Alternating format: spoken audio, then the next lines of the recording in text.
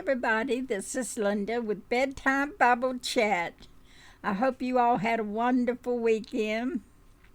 I wanted to tell you something. I just remembered. Wait a minute, let me get it.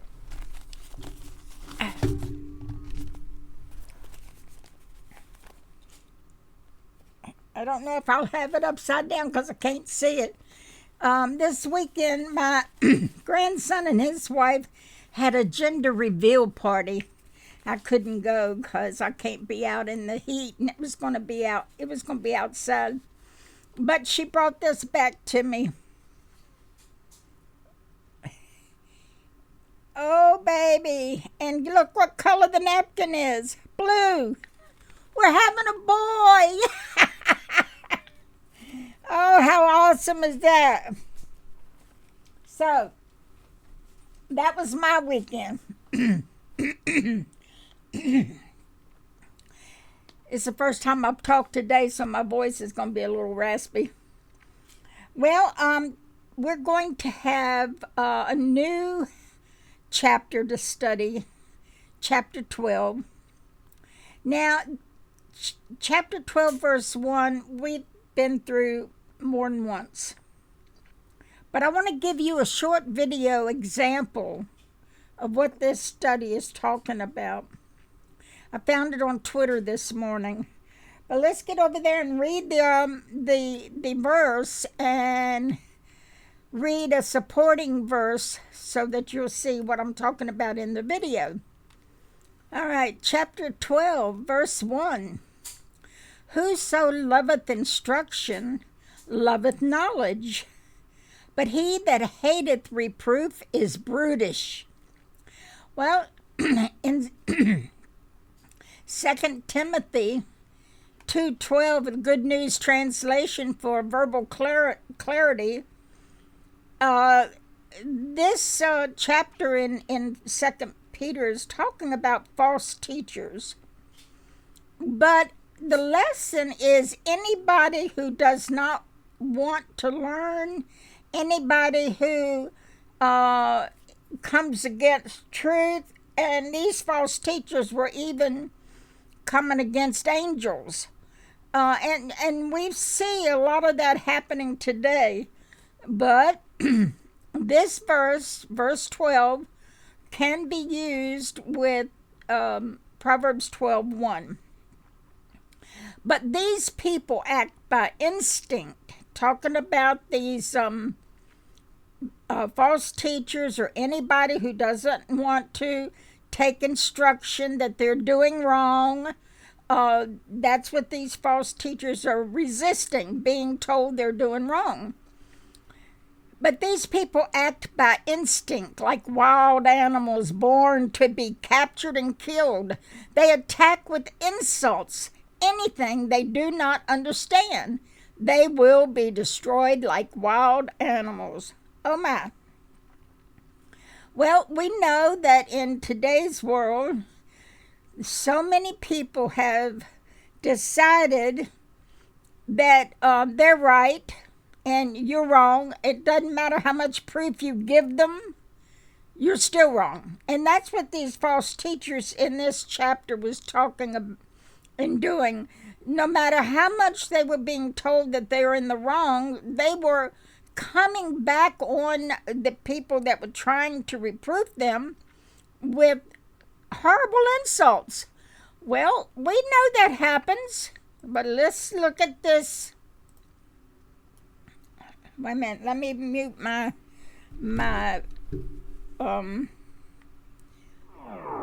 speaker so that it doesn't reverberate, and let me put on my headset so I'll know what's going on. Okay.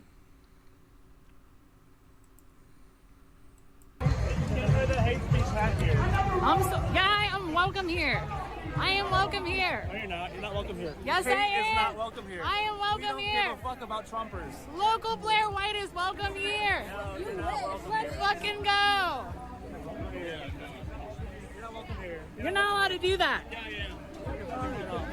This is hate. This is Nazi right here. We don't take Nazis here. Oh!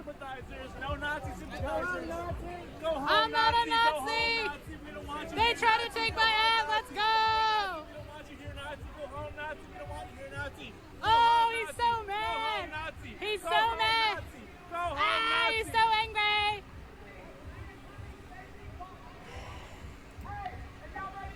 Oops. That's where I wanted to end it because I didn't know they had bad language in there. Because when I heard it, I didn't hear it with my headset on, so I only heard Nazi, Nazi. I didn't hear the rest of it because I can't hear very well. But anyway, this is what this verse here in 2 Peter is talking about. They attack with insults anything they do not understand. Well, in Proverbs 12:1, he that hateth reproof is brutish. And that's exactly what we saw in that video. They purposely divided us. They, meaning the people at the top. Because if you're divided, you're not going to give information that will make you come against them, the dictators.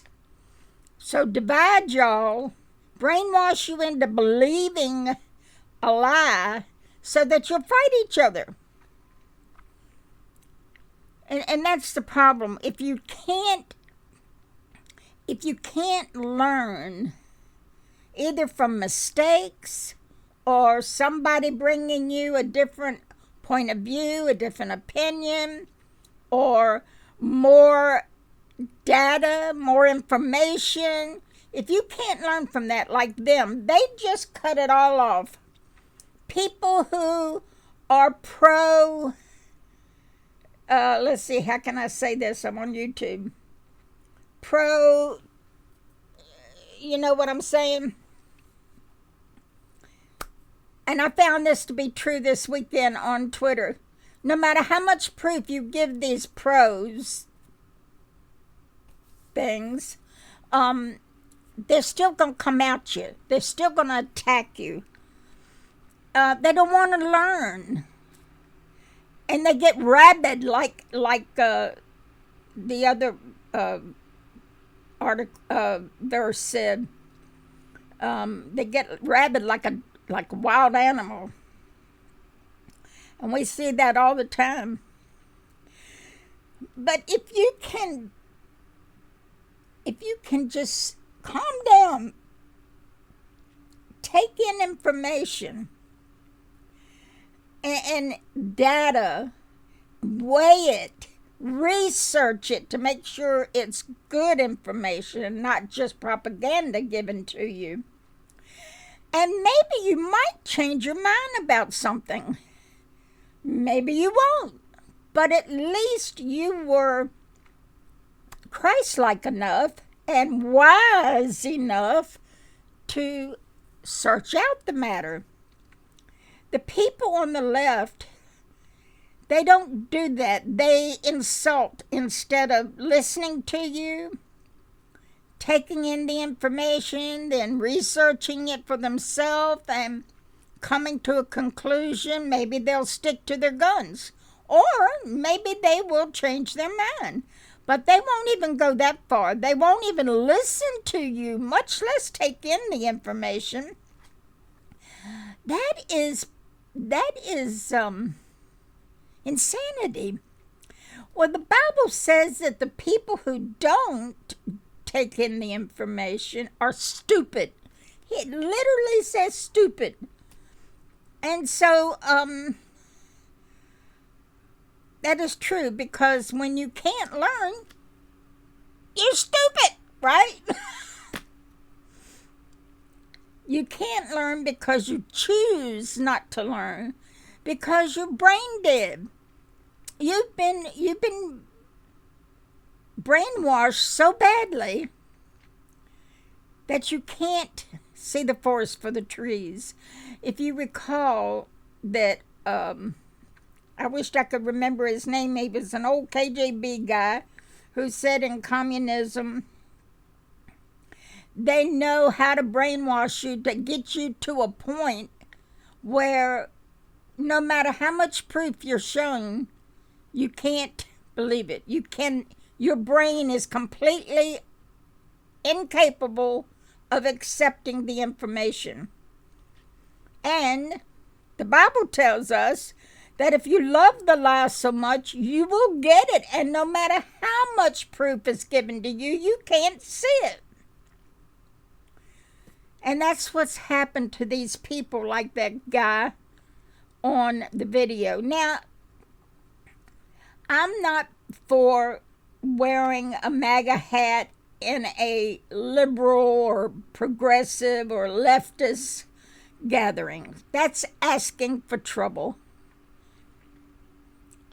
I'm not pro that. I just think that was wrong.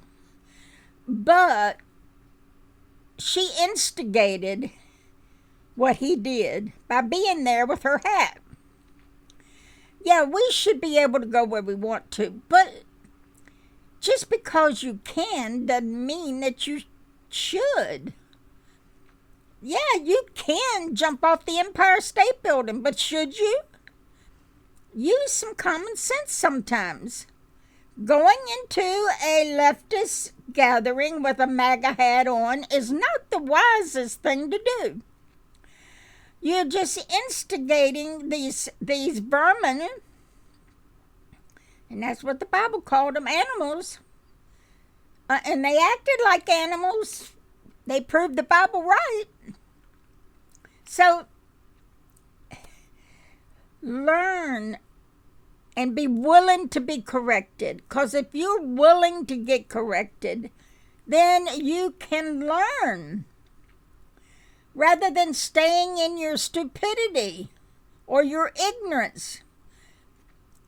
Learn to be corrected and go and research it to make sure that that person was right. And once you've come to your conclusion, that's fine. At least you did due diligence. So that's our lesson here today. Seek out truth. These people, like the weirdo behind that woman who's yelling fascist, they don't seek out the truth. They've already had their minds seared with a hot iron. They can't see the truth now. You can bathe them in truth and they still wouldn't see it. So that's our lesson. Let's always remember to commune with the Lord. You know, this weekend, scrolling through Twitter, and I'm seeing all of the horrific things that are going on in this world in one place, Twitter, not just 100 different news articles that I go through, but right there, all in one spot, Twitter. It really depressed me. Several times I had to get up and go outside and commune with the Lord to calm me down. And finally, yesterday, I said, I can't go on Twitter very much. I might go on there once or twice a day to get my notifications, but that's about it. I just can't do this. I'll scroll for maybe 4 or 5 articles, and then I'll stop. Because it's too depressing. It just bothers me to see what they're doing to our children. And so I had to go outside so many times just to calm down, just to sit with my Lord and calm down. That's where I get my peace, is sitting there communing with the Lord on my bench, like this young man in Jesus. I have my bench in my garden, and he and I sit there, and he calms me right down. So when things get too hard, when things have pushed you to the edge, just go to the Lord, commune with Him. And I can tell you from experience, it is an instant calming effect. And these days there's so much meanness going on out there, we're going to have to spend a lot of time with the Lord, right? Okay, guys, there you have it. I hope to see you tomorrow on Bedtime Bible Chat, if the Lord is willing. Bye-bye.